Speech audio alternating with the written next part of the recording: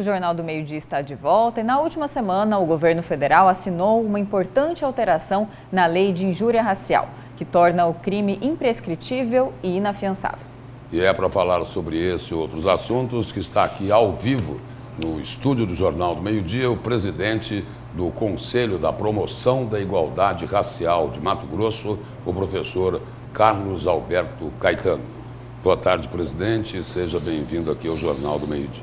Boa tarde a todos vocês. Boa tarde. Né? É um prazer estar aqui com vocês. Presidente, injúria racial agora também vai ser penalizado como racismo, não é isso? Exatamente. E a pergunta é a seguinte: com penas mais rigorosas, será possível diminuir este nojento racismo estrutural aqui no país? Sim, a gente entende que foi uma tomada de decisão importante porque tipificou o crime de racismo em outros contextos que até então não havia sido tipificado. Na Lei 7.716 de 89, que é a lei que pune os crimes de racismo, nós não tínhamos as categorias que agora foram tipificadas por esse novo entendimento. Para que todo mundo entenda direitinho, qual a diferença da injúria para o racismo?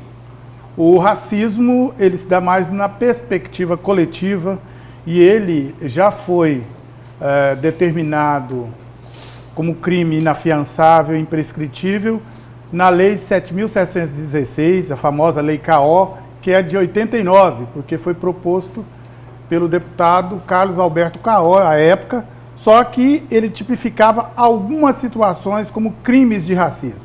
As demais estavam no Código Penal, né, que é o Decreto-Lei 2.848, de 1940, como injúrias racial, lá no 42º artigo do Código Penal. 5º, né, da Constituição, né, da nossa Constituição, é trazido como crime inafiançável e prescritível.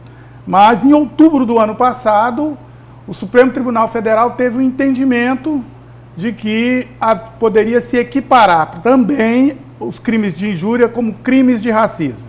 Isso foi adequado à nova Lei 14.532, de 2023, trazendo, então, esses contextos para os crimes também inafiançáveis e imprescritíveis. Professor, em outras palavras, né, antes o racismo, o senhor disse que era mais em relação a uma coletividade, ou seja, se uma determinada pessoa ofendia, né, um negro por alguma palavra ali, né, de baixo calão, humilhava, com essa intenção mesmo, não era considerado racismo, então não era imprescritível nem inafiançável. Agora, isso é exatamente a injúria racial, certo? Exatamente. Agora a injúria racial também, ela se torna imprescritível e inafiançável, então isso facilita até para as autoridades na hora, né? Não é necessário mais especular, investigar, às vezes se foi para uma coletividade, se foi em específico para uma pessoa, em qualquer circunstância, né?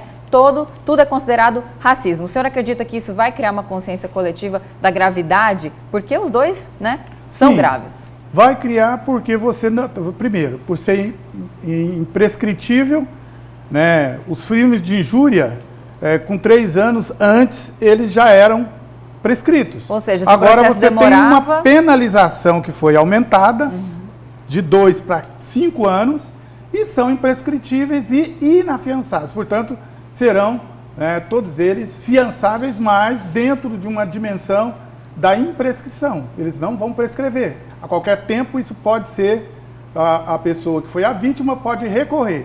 E dependendo, né, da situação, de quantas pessoas estão envolvidas, isso pode ser dobrada a pena conforme a lei diz. Agora, a lei nova que alterou a 7.716, que é a 14.532. Presidente, e com essa questão do racismo, os ataques racistas aqui em Mato Grosso, até porque Mato Grosso, o número de negros aqui do estado só é menor que o número de negros da Bahia, não é isso? Exatamente. O último censo 2010 já trazia 56%. Né? Sem falar que nós temos aqui muitas comunidades de quilombo. Mapeadas tem cerca de 129 comunidades. Né? Sem falar dos terreiros também. Porque é importante dizer que essa lei também vem no bojo de trazer para discussão a questão da lei também anterior que foi aprovada, a 14.519, que reconhece, né, os povos tradicionais de matrizes africanas, né, e as nações de candomblé. Esse reconhecimento legal também faz com que, quando nós falamos do racismo artístico, né, do racismo recreativo, que é aquele cometido em estádios, né, de futebol. Exato, os esportivos. Todos esses crimes agora passam, né, pelo crivo de uma discussão do racismo que é imprescritível e inafiançável. Professor, e mais uma questão importante, né? Agora, este crime, né, de injúria racial, ele, sendo incluído na lei de racismo, ele se torna uma ação pública incondicionada, ou seja, apesar da pessoa que recebeu essa ofensa dizer que está tudo bem, entre aspas, porque não está, o Ministério Público ainda pode processar e continuar com a ação, né, e vira independente da situação daquela pessoa, isso, de considerar inclusive ou da não. vítima. Exatamente. E é o que teve que acontecer, porque nós tínhamos também no racismo, uma das grandes questões a ser enfrentada era a omissão. Sim. Se você não tinha que haver um objeto de provocação às autoridades competentes para que houvesse a ação. Por parte do ofendido.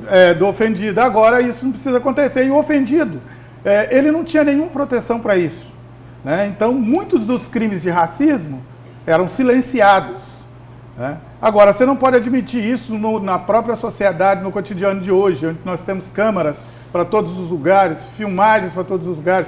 E a própria rede social, que hoje é uma das que mais veicula imagens, às vezes, degradantes e racializadas em relação ao racismo, também passa também a ser, né, hoje orientada por essa nova lei.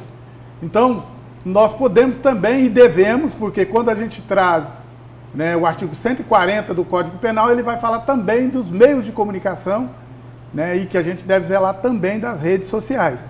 E veja bem, um dos lugares que nós temos o maior número de crimes de racismo reproduzidos em cadeia nas redes sociais. Presidente, o nosso tempo aqui terminou, mas só fazer uma constatação aqui que não é nada interessante.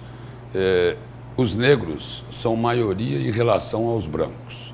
As mulheres são maioria em relação aos homens. E os negros e as mulheres são os mais atacados aqui nesse país. Muito obrigado pela sua presença e pelas informações aqui no Jornal do Meio-Dia. Nós do Conselho agradecemos, tá, o espaço para esse debate.